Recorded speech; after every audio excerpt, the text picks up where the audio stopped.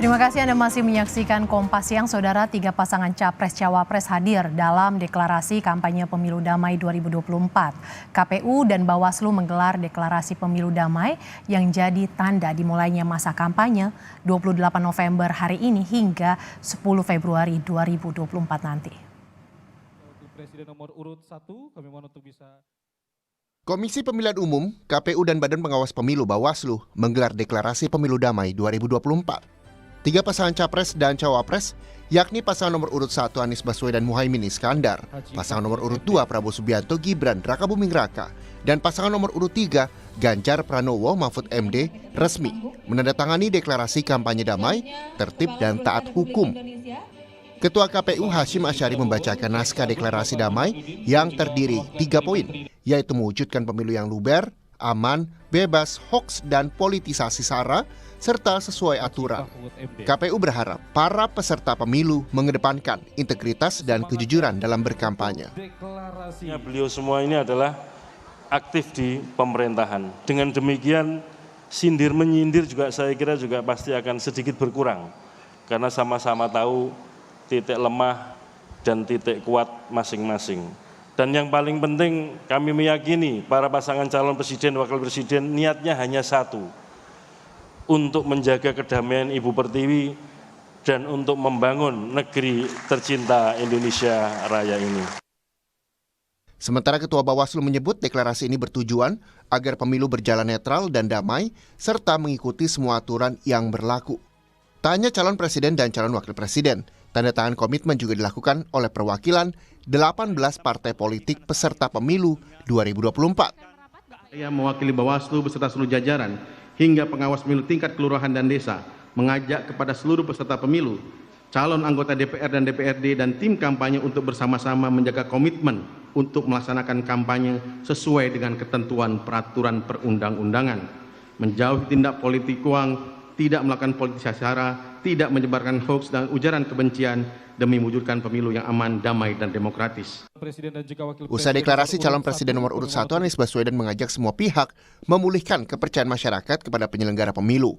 Anies Imin menilai ada penurunan kepercayaan karena isu dugaan kecurangan yang beredar di masyarakat jelang pemilu 2024. Integritas pemilu kita bukan dinilai dari fakta yang kita tanda tangani, tapi dari peristiwa di lapangan yang sesuai dengan fakta yang kita tanda tangani.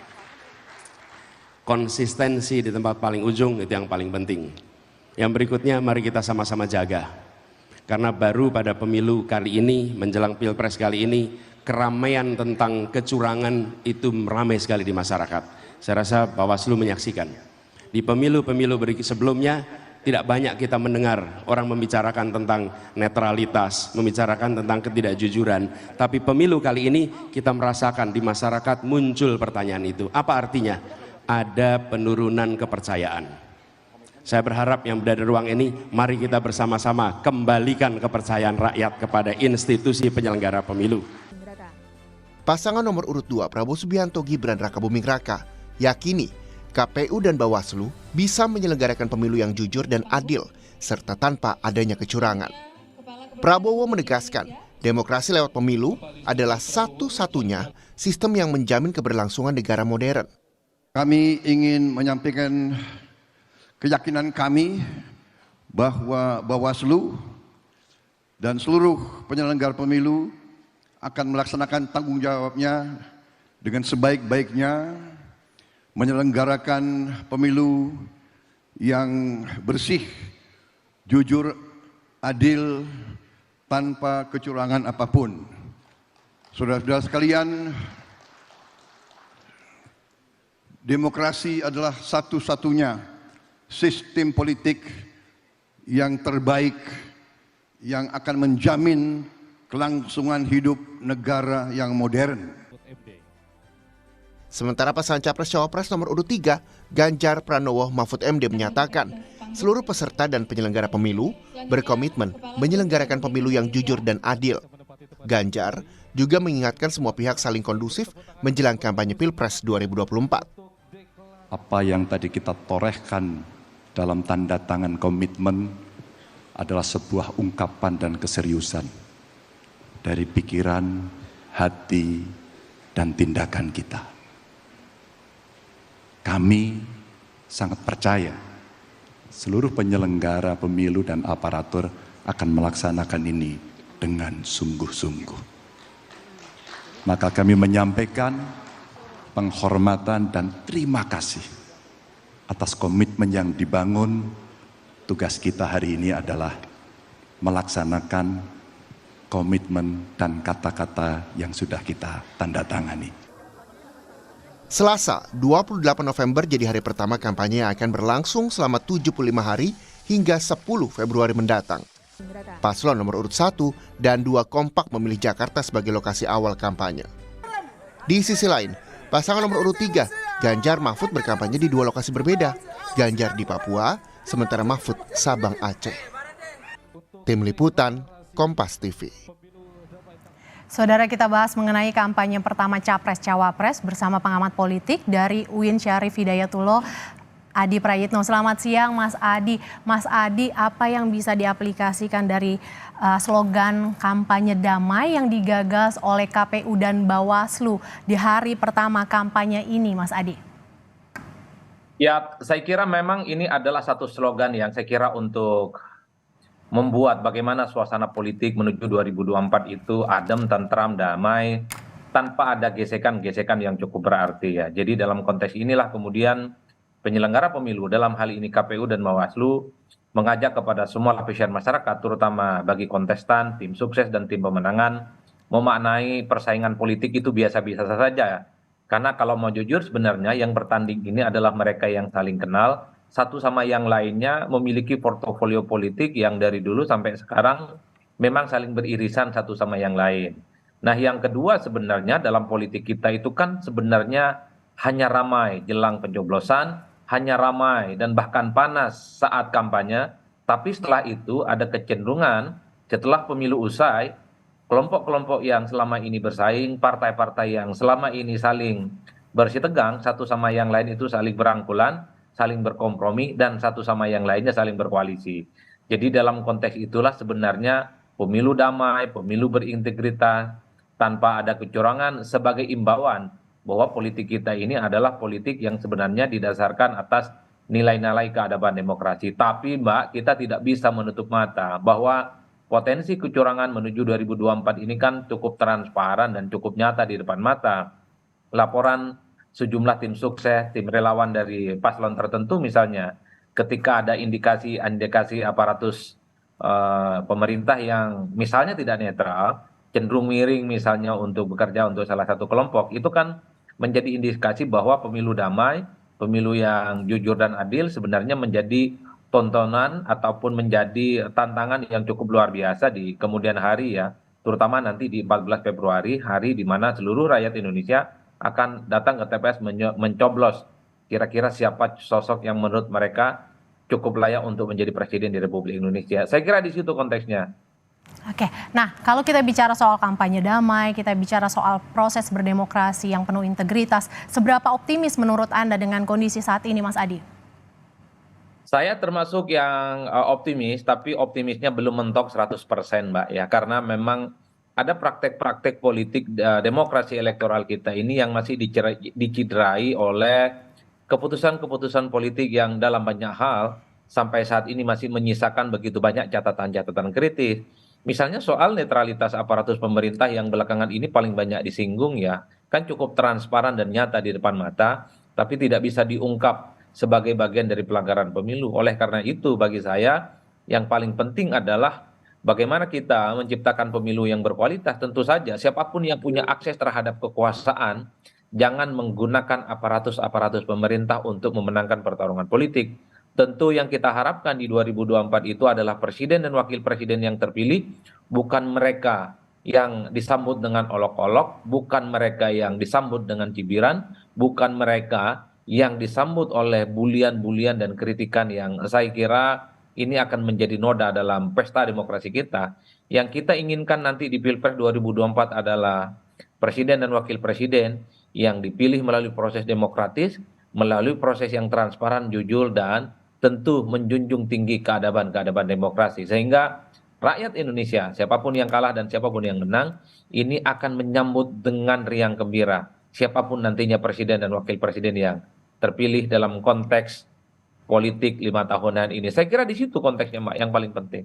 Oke, dalam acara deklarasi kampanye damai kemarin, Pak Anies sempat menyinggung bicara soal kecurangan, netralitas itu masih terjadi di saat deklarasi kampanye damai kemarin. Apa yang bisa dilihat? Apa bisa dikatakan bahwa masih khawatir seperti itu soal netralitas seperti itu masih menjadi sesuatu yang agak sulit diwujudkan, Mas Adi?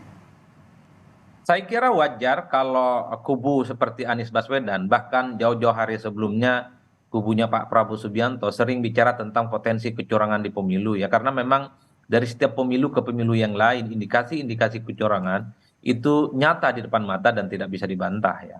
Oleh karena itu ini semacam imbauan moral dan secara politik, dan tentu saja mengajak kepada seluruh rakyat Indonesia untuk menjadi pemilih rasional, melakukan pengawasan-pengawasan politik yang partisipatoris. Jangan sampai ada kecurangan-kecurangan yang dilakukan oleh siapapun yang justru hanya akan menjidrai demokrasi kita. Kecurangan itu banyak hal ya. Pertama misalnya kecurangan yang dilakukan oleh penyelenggara pemilu. Misalnya ada oknum-oknum penyelenggara pemilu, entah itu KPU ataupun Bawaslu dari level pusat hingga daerah, ini tendensi miring-miring dan cenderung untuk bekerja memenangkan salah satu paslon atau bekerja untuk memenangkan salah satu capres tertentu. Itu adalah indikasi-indikasi kecurangan yang cukup nyata. Dan biasanya kalau kita melihat hasil pemilu 2019, laporan-laporan kemiringan gitu, ketidaknetralan penyelenggara pemilu itu kan terjadi di mana-mana. Yang kedua misalnya kecurangan juga bisa berupa praktik money politik yang cukup masif, Pak. Ini adalah kecurangan yang tidak bisa kita hindari dari dulu sampai sekarang. Kalaupun toh praktik politik uang ini tidak bisa dihilangkan, minimal bisa dikurangi. Itu kan secara prinsip. Oleh karena itu indikasi-indikasi kecurangan yang disampaikan oleh Anies misalnya ataupun kubu Ganjar pada sebelum-sebelumnya itu adalah sebagai satu alarm. Jangan lagi di 2024 pesta demokrasi kita itu justru dicekoki oleh persoalan-persoalan yang sebenarnya cukup tidak beradab. Bahkan kalau kita mau bicara tentang potensi kecurangan di 2024 ini ada tambahannya yang cukup serius, yaitu tentang ketidaknetralan aparatus-aparatus pemerintah yang belakangan ini misalnya seringkali menjadi diskursus, menjadi isu politik yang cukup kuat di halayak publik secara umum. Oke, Mas Adi, kita tahu sebelumnya sudah ada arahan bagi ASN dari Presiden untuk netral. Begitupun sudah ada pernyataan dari pimpinan TNI dan juga Polri terkait netralitas ini. Bagaimana Polri dan TNI juga harus netral termasuk juga lembaga lain. Nah, apakah ini tidak cukup untuk meyakinkan publik bahwa pemilu bisa berjalan dengan netral, menjadi pemilu yang penuh integritas, begitu Mas? Ya kalau mau jujur sebenarnya pernyataan presiden yang berulang-ulang selalu mengimbau kepada seluruh aparatus-aparatus pemerintah untuk netral, untuk tidak cawe-cawe dan tidak miring-miring, saya kira mestinya sudah selesai. Termasuk pernyataan Kapolri, pernyataan Panglima TNI, saya kira sudah clear ya, bahwa semua akan ditindak jika ada oknum di antara mereka itu bekerja untuk kepentingan salah satu calon dan kepentingan partai. Tapi kan pada saat yang bersamaan gitu ya, ada praktik-praktik yang ditengarai, terindikasi dilakukan sejumlah oknum-oknum tertentu untuk kepentingan politik tentu saja. Ini yang pada saat yang bersamaan kenapa isu soal netralitas aparatus pemerintah selalu menjadi pembicaraan, Mbak. Misalnya ada satu patroli di salah satu kantor partai politik tertentu. Mungkin itu adalah satuan tugas pengamanan seperti biasa jelang pemilu. Tapi kadang patroli itu hanya dilakukan untuk salah satu partai, tapi tidak berlaku umum ke semua partai politik. Sehingga menimbulkan kecurigaan-kecurigaan yang kemudian dianggap sebagai bagian dalam tanda kutip gitu, potensi-potensi yang tidak sejalan dengan kaidah demokrasi. Meski tujuannya sama, meski tujuannya adalah sesuatu hal yang bagus jika ada patroli keamanan ya. Ataupun misalnya ketika ada penurunan atribut-atribut paslon dan calon tertentu, tapi tidak diberlakukan kepada calon yang lain, ini kan menimbulkan satu pertanyaan yang cukup kritis. Kenapa itu terjadi? Ataupun ketika ada mobilisasi aparatus-aparatus desa ya, itu kan menjadi pertanyaan-pertanyaan prinsip bagaimana aparatus-aparatus pemerintah yang kita sebut itu sifatnya umum dan luas, itu memang menjadi tantangan yang cukup serius bahwa mereka itu jangan bekerja untuk kepentingan politik manapun. Mereka disumpah, ya, mereka digaji hanya bekerja untuk kepentingan bangsa dan negara, bukan untuk taat kepada orang, bukan taat untuk kepada jabatan, tapi tegaknya kepada pemerintah, kepada negara secara umum, bukan kepada orang. Oleh karena itu, bagi saya mestinya ketika Presiden, Kapolri, Panglima TNI menyatakan secara terbuka supaya jajaran-jajaran mereka itu untuk terus netral, mestinya tak ada lagi pembicaraan-pembicaraan di luar, tak ada lagi pembicaraan-pembicaraan di level elit, bahwa ada oknum-oknum tertentu yang misalnya dianggap miring-miring dan bekerja untuk kepentingan politik praktis. Saya kira di situ poinnya, Mbak. Mas Adi, kita masih akan lanjut usai jeda. Tetaplah bersama Kompas Siang, saudara. Kita kembali usai jeda bersama pengamat politik dari UIN Syarif Hidayatullah, Adi Praitno. Sesaat lagi, tetaplah bersama kami. Terima kasih Anda masih menyaksikan Kompas Siang, saudara. Kita masih akan lanjut membahas mengenai kampanye pertama Capres-Cawapres bersama pengamat politik UIN Syarif Hidayatullah, Adi Praitno. Mas Adi, kita akan coba membedah ini masing-masing pilihan lokasi kampanye para paslon. Paslon nomor urut 1 Anies Baswedan memilih berkampanye di Tanah Merah, di Koja Jakarta Utara, dan Caimin di Surabaya. Apa yang Anda bisa lihat ini dari pemilihan tempat Tanah Merah, Koja Jakarta Utara yang dipilih oleh Anies Baswedan?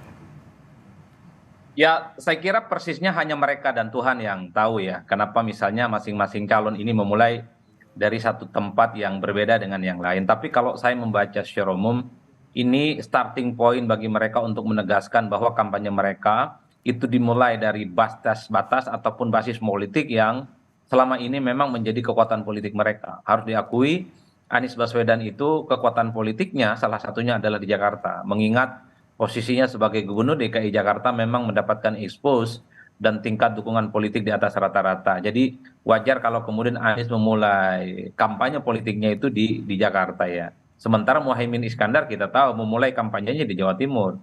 Publik tahu basis dari PKB, basis dari Muhaimin Iskandar adalah Jawa Timur yang saya kira memang akan menjadi basis yang akan terus dikapitalisasi untuk terus mendapatkan dukungan politik yang berlimpah. Begitupun dengan pasangan Mahfud MD dan Pak Ganjar Pranowo. Kenapa memulai dari Sabang ataupun dari Merauke? Ini kan kita tahu kalau membaca statistik, dua sosok ini kan kuatnya ataupun dukungan politiknya cukup kuat di tempat-tempat itu. Jadi ini semacam pesan politik bahwa mereka akan memulai kampanye politik dari basis-basis yang selama ini memang dukungan politik yang kuat. Yang agak sedikit menjadi pembicaraan agak ramai itu misalnya hari ini Pak Prabowo Subianto adapun Mas Gibran Rakabuming Raka itu tidak seperti yang lain melakukan berusukan dan kampanye-kampanye politik dan lebih memilih misalnya untuk terus bekerja sebagai pejabat publik. Kalau kita membaca statement-statement dan dialog di netizen, ini sepertinya Pak Prabowo dan Gibran sedang menikmati zona nyaman karena berada di tingkat elektabilitas yang di atas rata-rata kan. Bahkan ada keyakinan misalnya dari beberapa orang yang menyebut yang terafiliasi sebagai pendukungnya bahwa pasangan ini misalnya potensi untuk menang satu putaran. Mungkin ini juga yang bisa menjelaskan kenapa Gibran, kenapa Prabowo tidak turun ke bawah, tidak belusukan seperti yang dilakukan oleh paslon-paslon yang lain. Tapi for all bagi saya, hari ini adalah kick off di mana pertandingan Pilpres itu dimulai. Pastinya semua resource, semua sumber daya politik akan dimaksimalkan oleh kontestan. Belusukan, berkunjung dari satu tempat ke tempat yang lain, berkomunikasi dengan masyarakat, sebagai upaya untuk meyakinkan bahwa mereka adalah sosok presiden dan sosok calon wakil presiden yang sangat layak untuk memimpin bangsa dan negara ini.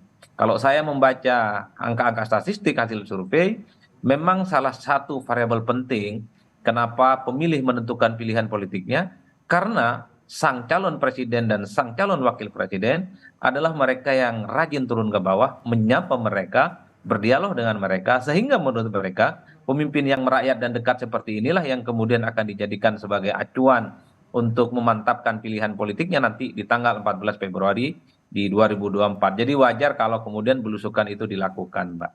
Oke, Mas Adi, kalau kita bicara kampanye seperti itu, ini kan sudah mulai masa kampanye. Menurut Anda dengan situasi saat ini, kampanye yang door to door, ketemu warga sama kalau kita kaitkan dengan kampanye yang sekarang di media sosial, seperti apa yang lebih efektif, Mas Adi? Ada dua kecenderungan memang selalu dilakukan oleh masing-masing calon nomor 1, nomor 2, dan nomor 3, yaitu serangan udara. Serangan udara itu kan salah satunya dilakukan melalui media sosial, yang saya kira memang resultante dan pergerakan politiknya belakangan ini kan cukup agresif. Tentu dengan narasi-narasi yang dibangun oleh setiap calon ya. Yang kedua tentu saja kalau kita melihat bagaimana serangan udaranya itu kan bukan hanya di media sosial, tapi juga di media-media mainstream.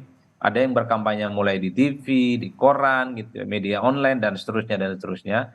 Karena serangan-serangan udara semacam ini tentu untuk memberikan pengetahuan kepada publik, untuk memberikan engagement kepada pemilih, terutama kelas menengah ke atas, sebagai basis argumentasi kepada pemilih untuk meyakinkan bahwa salah satu capres yang mereka dukung adalah mereka yang sering untuk mendapatkan expose ya, ataupun pemberitaan media yang cukup luar biasa. Jadi itu yang saya kira langkah pertama, karena memang bangunan isu, bangunan narasi itu penting sebagai satu positioning politik yang menjadi daya tarik kepada paslon untuk menyihir para pemilih bahwa mereka adalah sosok capres dan cawapres yang paling layak untuk dipilih. Yang kedua memang tak kalah pentingnya adalah serangan darat.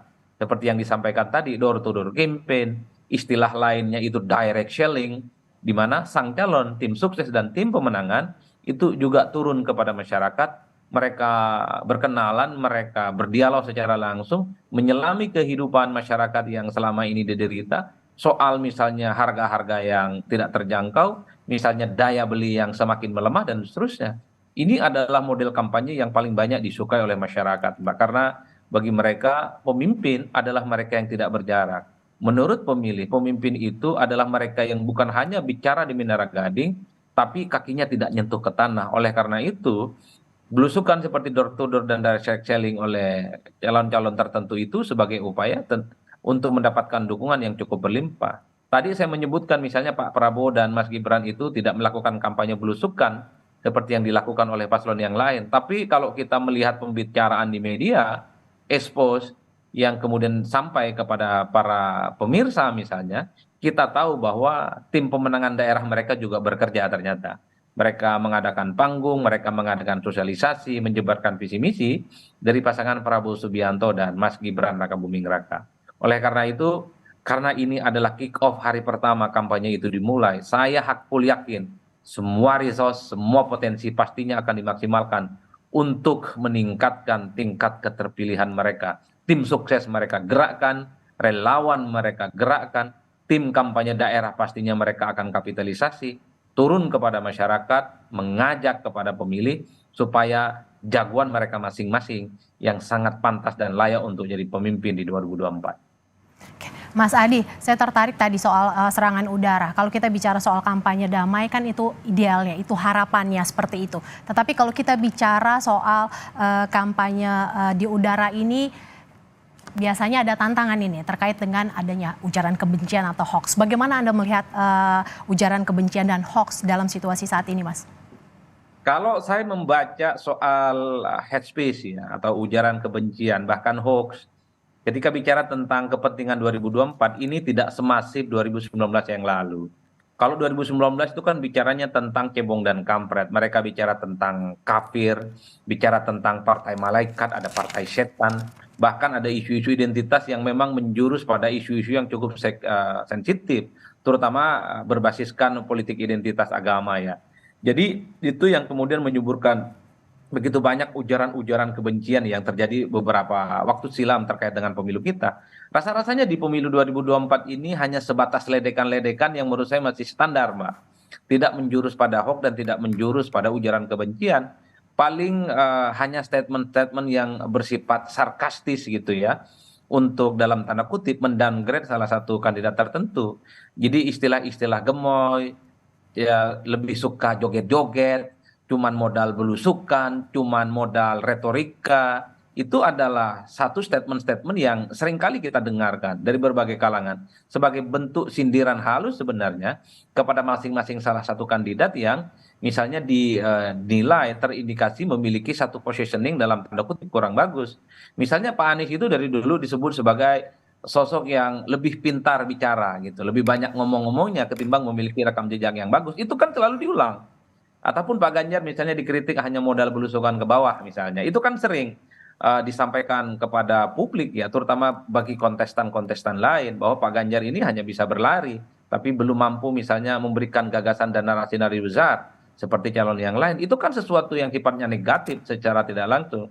Ataupun misalnya pasangan Prabowo Subianto dan Gibran yang misalnya hanya menjual gimmick politik yang disebut dengan gemoy, joget-joget dan seterusnya. Itu yang saya temukan ya sebagai variasi dari bagaimana dinamika politik Pilpres 2024 agak berbeda dengan sebelumnya. Kalau sebelumnya kan jelas kok ya narasi hoax-nya, narasi fitnah-fitnahnya dan ujaran kebencian ada yang disebut dengan kalau Anda tidak mendukung salah satu calon tertentu maka keimanan Anda itu tidak kuat. Anda itu adalah partai ataupun koalisi politik yang tidak mendapatkan rahmat Tuhan yang Maha Kuasa. Bahkan ada isu-isu PKI yang saya kira cukup kuat saat itu menjadi informasi-informasi yang saya kira cukup tidak bagus dalam peta demokrasi kita. Di 2024 kita tidak pernah disuguhkan itu. Hanya sedikit berita-berita negatif terkait dengan portofolio masing-masing kandidat yang sudah saya sebutkan tadi. Pak Anies dikonotasikan sebagai calon pemimpin yang hanya jago retorika, Pak Ganjar diasosiasikan sebagai pemimpin yang hanya modal belusukan gitu ya, tapi gagasannya belum ada sesuatu yang besar. Pak Prabowo misalnya hanya jualan isu yang terkait dengan joget-joget ataupun gemoy. Kan ini yang lebih kuat narasi politiknya yang bagi saya tidak terlampau kuat secara signifikan mengarah kepada hate speech dan ujaran kebencian. Ya, kampanye dimulai hari ini 28 November hingga 10 Februari 2024. Kita harapkan kampanye damai tidak hanya sekedar wacana tapi bisa terwujud. Terima kasih Mas Adi Prayitno, pengamat politik dari UIN Syarif Hidayatullah yang sudah bergabung bersama Kompas Siang.